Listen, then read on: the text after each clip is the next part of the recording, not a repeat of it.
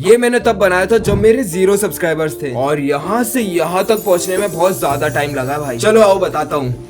आज से 12 साल पहले मैं सिर्फ बच्चों जैसी ड्राइंग बनाता था। सिंपल से 2 पहाड़, पहाड़ के बीच में से बहती हुई नदी और छोटे छोटे पेड़ वगैरह। और ये सब मेरे को सिखाया था मेरी मम्मी ने, क्योंकि पहले मम्मी को भी ड्राइंग का शौक था। पर कहानी में ट्विस्ट तब आया जब आज से 16 साल पहले हमारे घर में कंप्यूटर आया, क्योंकि पापा को कंप्यूटर का शौक था। मैं था 2nd क्लास में और तब हमारे कंप्यूटर में एक ही गेम होता था, नीड फॉर स्पीड अंडरग्राउंड, जिसमें हमको रेसिंग कार चलानी होती है। तभी मेरे को कार्स का और गेमिंग का शौक लग गया था। लोग कहते हैं कि वीडियो गेम बेकार चीज है, इससे बच्चे बिगड़ते हैं, पर मेरे को ऐसा बिल्कुल नहीं लगता। क्यों, वो मैं आपको आगे बताता हूँ। जब मैं 7th क्लास में था ना, तो मेरा एक दोस्त था जो कि मेरे को बेन 10 के टैटू वगैरह ला कर देता था, पर बदले में वो मेरे से टैटू की ड्राइंग मांगता था और मैं दे देता था। उस छोटे से टैटू की लालच की वजह से ना मैं डेली ड्राइंग बनाता था और ऐसे डेली काम करते करते मेरी ड्राइंग अच्छी होती गई। हाई स्कूल में आते आते मेरी स्केचिंग कुछ ऐसी हो गई थी। मेरी क्लास के सारे बच्चे मेरे को आर्टिस्ट मानते थे, यहाँ तक कि प्रिंसिपल भी। और कई बार तो भाई मैंने प्रिंसिपल सर को फ्री में स्केच बना कर दिया ताकि वो मेरे से खुश हो जाए। तब मेरे पास कुछ ऑर्डर आ जाते थे जिसका मैं 150 से 200 चार्ज करता था। फिर वहां से मेरी लाइफ धीरे धीरे चेंज होने लगी। जैसा कि मैंने तुमको बताया कि मेरे को कार्स का बहुत शौक था, तो एक दिन क्या हुआ ना कि मैं और मम्मी पापा जा रहे थे बाइक से ऐसे ही कहीं पर घूमने के लिए। तब मेरे को रास्ते में ये कार दिखी जो कि ऊपर से भी खुल जाती है। तब मैंने मम्मी को बोला कि यार इसके साथ तो एक फोटो चाहिए ही है। हम फोटो लेने गए और कार के ओनर इतने बढ़िया थे ना कि उनने बड़े प्यार से मेरे को कार के अंदर बिठा दिया। तब मेरे मन में अमीर बनने के साथ साथ हम्बल, रिस्पेक्टफुल और एक अच्छा इंसान बनने का भी जुनून जाग गया। वो टाइम पे ना मैं पढ़ाई के साथ साथ डेली स्केचिंग करता था और इंस्टाग्राम से ऑर्डर लेके उनको पोस्ट ऑफिस के थ्रू पूरे इंडिया में डिलीवर करता था। 9th-10th क्लास से मेरी थोड़ी बहुत अर्निंग तो होने ही लगी थी। फिर एक टाइम आया जब मैंने एक फोन लेने का सोचा, वो भी आईफोन। और भाई उस टाइम पे आईफोन मतलब बहुत बड़ी चीज होती थी। क्या था ना कि मम्मी के फोन का कैमरा ना उतना खास नहीं था, उससे मेरी स्केचेस की फोटो बहुत बेकार आती थी। ये तो ऊपर ऊपर की बात हो गई। अंदर की बात ये है कि भाई मेरे सारे दोस्तों के पास भी फोन था, सिर्फ मेरे को छोड़ के। मैंने सोचा कि भाई ये लोग तो कुछ करते भी नहीं है, फिर भी इनके पास फोन है और मैं इतनी मेहनत कर रहा हूँ, मेरे पास कुछ नहीं है। और वो टाइम सबसे बेकार था, क्योंकि मैं एक ऐसे बंदे से फोन लेने का सोच रहा था जिसको मैं जानता भी नहीं हूँ। ना उसकी कोई शॉप मेरे को मालूम है, ना उसका घर मेरे को पता था, सिर्फ व्हाट्सएप पे बात हुई थी। वो भाई ने ना उस टाइम पे मेरे से 6000 मांगे थे iPhone 7 के लिए, सिर्फ एडवांस में। टोटल अमाउंट था उसका 12000। मेरे पास तो इतने पैसे थे नहीं, तो मैंने रो धोकर पापा से मांगे। पापा को पहले से ही उस बंदे पे शक था, बट फिर भी उन्होंने दे दिए। और वही हुआ जिसका डर था। 1 महीने तक वो भाई ने फोन नहीं दिया, सिर्फ बहाने बनाते रहा। और एक दिन ऐसा आया जब मैंने उसको 90 कॉल किए एक दिन में, पर उसने एक भी कॉल का रिस्पॉन्स नहीं दिया। फिर पापा ने बोला कि कोई बात नहीं, इस बात से सीख लो और आगे बढ़ो। और उस दिन मेरा अमीर बनने का जुनून और बढ़ गया, क्योंकि तब मेरे को कुछ भी करके पापा के 6000 लौटाना था, जो कि मैंने फालतू ही वेस्ट कर दिए। दिवाली वाला टाइम चल रहा था, सारे दोस्त यार मेरे नीचे फटाके फोड़ रहे थे और मैं अपने रूम में बैठकर ऑर्डर के स्केचेस रेडी कर रहा था। तब मेरी स्केच का रेट 500 से 800 के बीच में था। और तब है ना सौरभ जोशी आर्ट्स का बहुत नाम चलता था। लोग मेरे को बोलते थे कि भाई तू भी यूट्यूब पे वीडियोस बना, उसके जैसे फेमस हो जाएगा। उसके बाद तो भाई मैंने 4 महीने बैठ के सिर्फ यही सोचा कि भाई मैं वीडियो डालूं कि नहीं डालूं, लोग क्या सोचेंगे, मैं कर पाऊंगा कि नहीं कर पाऊंगा। फिर फाइनली एक दिन बैठ के मैंने अपनी स्केचिंग का टाइम लैप्स वीडियो डाला। वो टाइम था जब मेरे महीने के 10-15 हजार आ जा रहे थे। और फिर 2021 में मैंने अपना पहला फेस वाला वीडियो अपलोड किया। फिर क्या धीरे धीरे वीडियोस बनाते बनाते एक टाइम ऐसा आया जब मैंने फिर से आईफोन लेने का सोचा। और तब आईफोन 12 आ रहा था 80,000 का और मेरी इनकम हो रही थी सिर्फ 15,000। पर फिर भी मेरे अंदर फोन लेने का इतना जुनून था ना कि भाई मेरे रास्ते में आने वाले सारे डिस्ट्रैक्शंस को मैं हटाते जा रहा था, जैसे कि दोस्तों से बात करना, सोशल मीडिया पे टाइम वेस्ट करना, टीवी देखना, यहाँ तक कि पढ़ाई करना भी बंद कर दिया था, क्योंकि मेरे को पता चल गया था कि भाई सिर्फ पढ़ाई करने से अमीर नहीं बनने वाले, खास करके तब जब कोई 50-60% लाने वाला बच्चा हो। मैंने 5 महीने बिना रुके काम किया और फिर एक दिन ऐसा आया जब फाइनली मैंने आईफोन 12 के पैसे जमा कर लिए। फिर तो भाई एक ऐसी चीज हुई जो कि मैंने सोची भी नहीं थी। हम गए थे आईफोन 12 लेने और जैसे ही शोरूम में गए ना, तो सिर्फ वहाँ पे आईफोन 13 था, वो भी एक ही पीस बचा हुआ था, तो हमने वही ले लिया। वो मेरे को पड़ा था तब 90,000 का, क्योंकि इसकी स्टोरेज ज्यादा थी। उसके बाद तो मैंने अपने आईफोन से दिन रात बैठकर बहुत सारे व्लॉग बनाए। 1.5 साल काम करने के बाद एक टाइम ऐसा आया जब मेरा एक वीडियो चलना चालू हुआ, जिसमें मैं एक लड़की का लाइव स्केच बना के उनको दे रहा था। पर यार प्रॉब्लम ये थी कि वो सिर्फ अकेला वीडियो था जो कि चला। उसके बाद मैंने जितने भी अपलोड करे ना, किसी पे उतने व्यूज नहीं आए। वो टाइम के बाद कम से कम मैंने 1 साल और व्लॉगिंग करी, अलग अलग टाइप से बहुत सारे वीडियो शूट करे, बहुत ही क्रिएटिव और बहुत ही अलग टाइप की चीजें शूट करना चालू करी, जैसे कि 40 किलोमीटर साइकिलिंग करना, सुपर कार्स की वीडियो बनाना और भी बहुत सारी चीज। और फिर फाइनली 2023 में मेरे बर्थडे वाले दिन मतलब 25 अगस्त को मेरे 10,000 सब्सक्राइबर पूरे हो गए। यहाँ तक तो सब सही चल रहा था, बट असली कहानी तो अब शुरू हुई। जैसे ही 10,000 सब्सक्राइबर कंप्लीट हुए ना, मैंने फिर जोरों शोरों से वीडियोस बनाना शुरू कर दिए। और फिर मम्मी को कैंसर हो गया।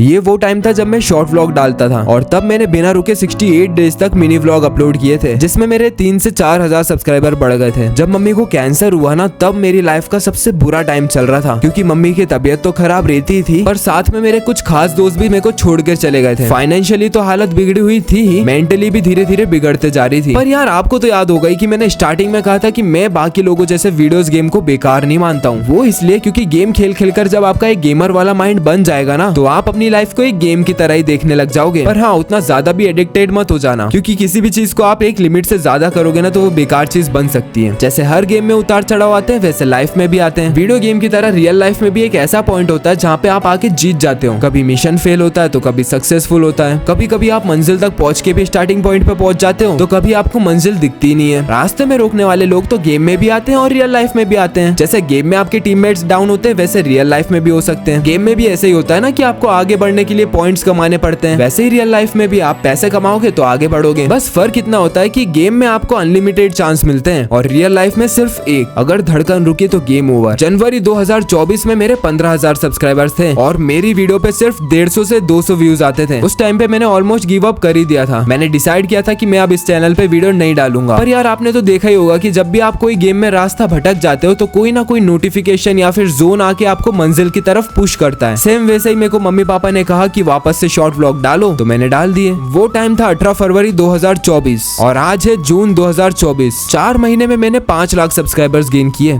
कई लोग कहते हैं कि हम शॉर्ट वीडियो वाले क्रिएटर को क्रिएटर नहीं मानते, क्योंकि यूट्यूब शॉर्ट्स पे वीडियो वायरल करना थोड़ा सा इजी होता है as compare to long videos. इसीलिए आज मैं डेली 3 वीडियोस पे काम करता हूँ। मेरे मेन चैनल के लिए डेली शॉर्ट व्लॉग, हफ्ते में एक लॉन्ग वीडियो और गेमिंग चैनल के लिए गेमिंग वीडियो। इजी तो बिल्कुल नहीं है। मम्मी की तबीयत अभी धीरे धीरे ठीक हो रही है और दोस्ती यारी से तो मेरा भरोसा ही उठ गया है, क्योंकि कई गेम में आप अकेले ही विनर बनते हो। अगर आप गेम में नूब होंगे ना, तो आपके साथ कोई खेलना पसंद नहीं करेगा, पर जब आप प्रो प्लेयर बन जाते हो ना, तो सारे टीममेट्स आपकी रिस्पेक्ट करते हैं। रियल लाइफ में भी कुछ ऐसा ही है। जब आपका लेवल थोड़ा सा ऊपर हो जाएगा ना, या फिर जब आप थोड़ा पैसा कमा लोगे ना, तो सारे के सारे आपका फायदा उठाने आ जाएंगे। फिलहाल अभी तो मैं अकेले ही अपने चैनल को पुश कर रहा हूँ। मम्मी पापा आइडियाज देते रहते हैं और जैसा चल रहा है ना, उसको देखकर लगता है कि इस साल मेरे बर्थडे तक 1 मिलियन सब्सक्राइबर भी हो जाएंगे। पर कल किसने देखा है, हमेशा ग्राफ सेम थोड़ी ना चलता है। कल को मेरे व्यूज डाउन भी हो सकते हैं, चैनल डेड भी हो सकता है, कुछ भी हो सकता है। फिर भी मैं तो बिना रुके काम करते रहूंगा। बट आप मेरी बात सुनकर ये मत समझना कि वीडियो गेम और रियल लाइफ एकदम सेम है। ले देकर है तो सिर्फ वो गेम ही। रियल में आपको हर एक पड़ाव पे रिस्क लेना पड़ता है। एक गलत कदम आपकी पूरी जर्नी खराब कर सकता है। आप सिर्फ अपने काम पे ध्यान दो, खूब तरक्की करो और अपनी फैमिली को खुश रखो। बाकी दोस्ती यारी रिलेशनशिप तो सिर्फ कद्दू है, जिसकी आखिरी में खीर या फिर सब्जी बननी है।